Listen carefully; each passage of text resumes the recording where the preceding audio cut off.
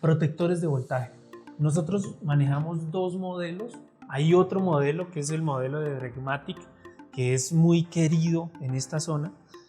Sin embargo, estos dos modelos nos han trabajado bien. El modelo Refletec y el modelo Clemsa. Son dos protectores de voltaje tipo riel que nos presentan estas dos posibilidades. Entonces, por ejemplo, para el Clemsa es un protector de voltaje que nos permite trabajar a 220 y el otro modelo es a 440, en donde nos da la variación. Y el protector de voltaje Reletec es un protector que nos permite trabajar desde 220 hasta 440 con un mismo modelo. Entonces, vamos a aprender a manejarlo. Iniciemos con el Clemsa. Viene siendo exactamente lo mismo.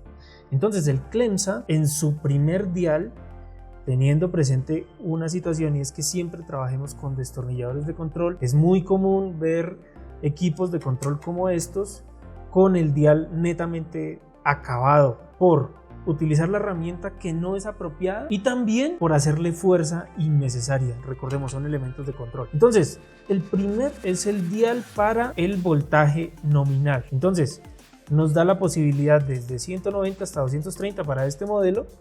Nosotros digamos que su mina está súper bien, dejémoslo en 220, que es lo ideal. El siguiente dial es para la tolerancia por encima y por debajo. Por encima y por debajo. Lo ideal que trabajen los equipos es dejarlos a un 10%.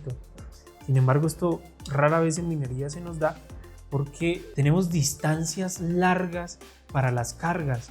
Tenemos desde el transformador hasta nuestro punto final distancias que son considerablemente altas y con calibres de cable en ocasiones que no son adecuados. Entonces nuestras caídas de tensión son altas.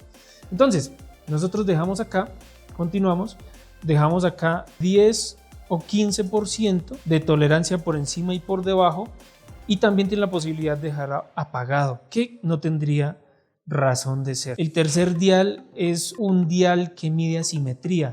La asimetría viene siendo la diferencia de voltaje entre las líneas. Si entre las tres líneas tenemos el mismo voltaje, la asimetría que se presenta es de 0%. Si llega a presentarse un voltaje más alto que en otras líneas, ejemplo de ello cuando tenemos no un calibre de cable igual para las tres líneas, sino un calibre diferente, uno inferior para alguna línea, se nos va a presentar mayor caída de tensión en una línea. Entonces ahí tendríamos una asimetría mayor. En ese caso, nuestra asimetría que dejamos y aconsejamos es del 10% también. Y por último, el tiempo de reacción del protector de voltaje. Está configurada desde 0.1 segundos hasta 10 segundos. Lo aconsejable es dejarlo en un valor de tiempo más o menos alto, porque en los arranques se nos presentan caídas de tensión. Si tenemos muy sensible este tipo de protectores, reporta la falla y lo que va a suceder es que empieza a encender y apagar el equipo. Encender y apagar el equipo. Cosa que al final nosotros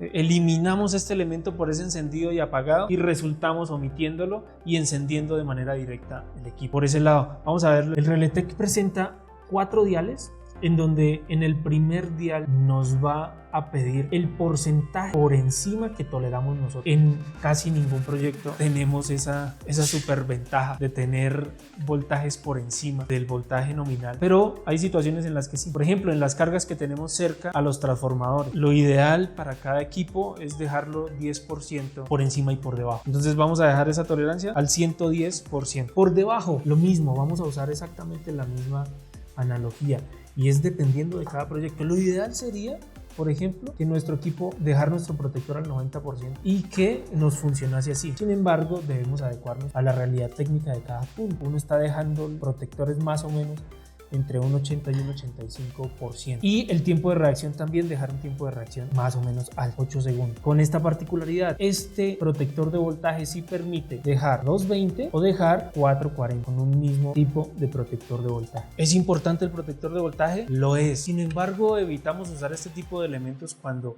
evidentemente nuestro voltaje resulta siempre por debajo y nos va a arrojar falla, evidentemente. Mi consejo es, sometámonos a un equipo de estos que nos va a obligar a buscar las fallas, y esas fallas podrán ser: 1, tal vez regulación en la entrada, en la llegada de su voltaje; 2, calibres de cable; 3, por cables que resulten con un desgaste alto asociado a que ha soportado varios equipos quemados. El someternos a este tipo de elementos es el buscar en dónde pueden estar las fallas y atacarlas como tal. No es el evitar este tipo de elementos, porque evidentemente si nos va a marcar una falla no nos va a encender, y de ahí el trabajo del contactor. El contactor responde a ese tipo de elementos de control, como ya lo habíamos dicho, para el relé y también para el protector de voltaje. Si este elemento nos registra falla, no nos va a dejar encender el contactor. Entonces, mi recomendación es, antes de llegar a instalar un equipo, un arrancador con protecciones como tal, que su merced si ya lo ha hecho y no le ha funcionado, iniciemos buscando cuáles son las fallas, tal cuales como las que le nombré hace un momento. Podemos asesorarle, podemos colaborarle y luego suministrarle los equipos nuevos, porque somos distribuidores autorizados, y también la protección para esos mismos equipos.